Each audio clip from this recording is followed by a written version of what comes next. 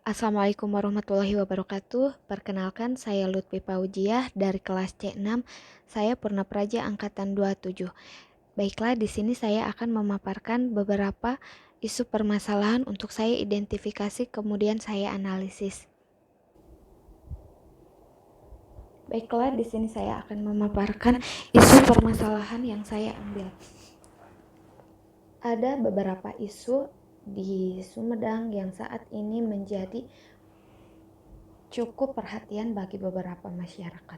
Yang pertama yaitu angka kemiskinan yang masih tinggi, kemudian WFH yang dirasa tidak produktif, serta implementasi reformasi birokrasi yang masih kurang.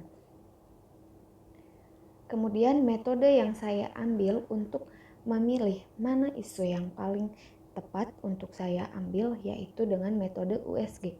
USG yaitu urgency, seriousness, growth. Yang pertama, angka kemiskinan yang masih tinggi mendapatkan nilai 4, WFH yang tidak efektif dengan nilai 3, implementasi reformasi birokrasi yang kurang mendapatkan nilai 4. Itu dari hal urgensi atau dari hal keurgenannya. Kemudian dari tingkat keseriusannya, angka kemiskinan yang masih tinggi memiliki nilai 5, WFH yang tidak efektif dengan nilai 4, serta implementasi reformasi birokrasi yang masih kurang dengan nilai 4. Kemudian dengan growth, angka kemiskinan yang masih tinggi yaitu 4, WFH yang tidak efektif 3, implementasi reformasi birokrasi yang masih kurang dengan nilai 4 dan WFH yang tidak efektif dengan nilai 3. Maka dari sini diambil kesimpulan bahwa yang akan saya bahas yaitu isu tentang angka kemiskinan yang masih tinggi. Kemudian fishbone yaitu sebab akibat angka kemiskinan yang tinggi disebabkan oleh beberapa permasalahan, mulai dari material, kemudian metode dengan alat serta manusianya.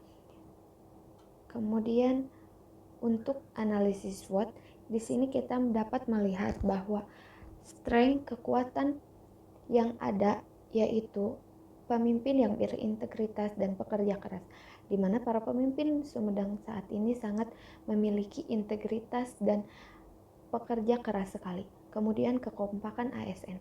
ASN yang ada di Kabupaten Sumedang memiliki kekompakan yang cukup tinggi dan menjadi sebuah kekuatan tentunya. Kemudian komitmen dari pimpinan yang sangat kuat dan kerjasama dengan berbagai pihak pun sering dilakukan. Kemudian untuk kelemahan, di Sumedang memiliki kelemahan diantaranya yaitu keinginan atau motivasi masyarakat yang kurang untuk keluar dari zona kemiskinan. Kemudian masyarakat yang terlalu terlena dengan bantuan, kurang tepat sasaran bantuan diberikan, serta kebijakan yang masih kurang terkait percepatan penanganan kemiskinan. Untuk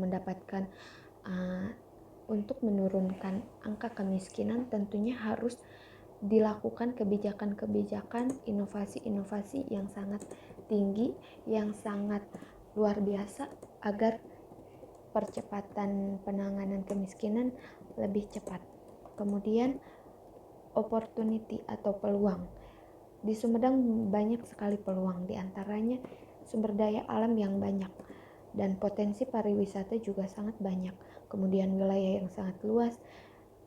Kemudian berbatasan dengan ibu kota provinsi yang tentu sangat dekat dan itu bisa menjadikan peluang untuk mudahnya berkoordinasi dengan pihak provinsi. Kemudian ancamannya masyarakat yang mudah terprovokasi oleh gosip. Masyarakat cukup dikompori atau diberikan gosip, masyarakat sangat mudah terpancing emosi.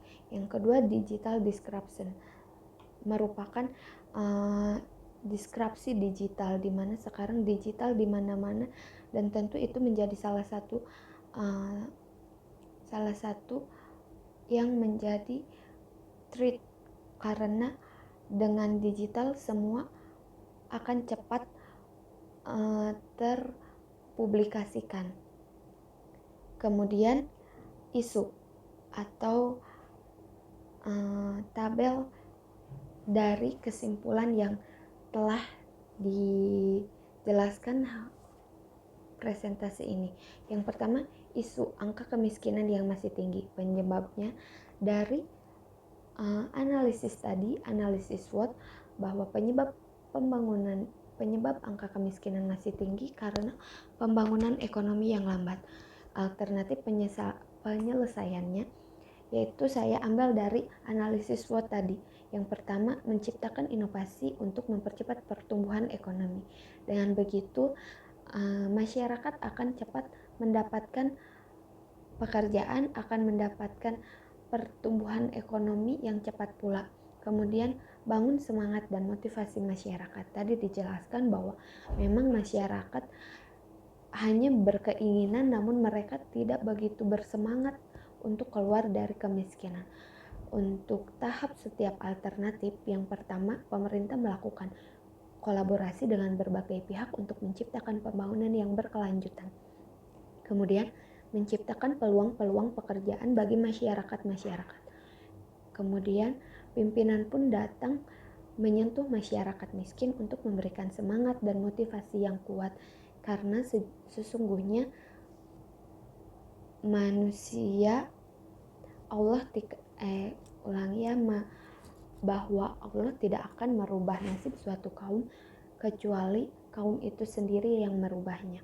Kemudian hasil yang diharapkan yaitu angka kemiskinan menurun dan kesejahteraan terus meningkat. Para pihak yang menjadi berkontribusi atau memberikan kontribusi diantaranya pemerintah, swasta, dan masyarakat, seperti yang dijelaskan bahwa good governance, yaitu pemerintahan yang baik di mana pemerintah selalu berkolaborasi dengan masyarakat, dengan swasta. Mungkin itu yang dapat saya sampaikan. Terima kasih atas perhatiannya. Kurang lebihnya saya mohon maaf. Wabillahi taufiq wal hidayah. Wassalamualaikum warahmatullahi wabarakatuh.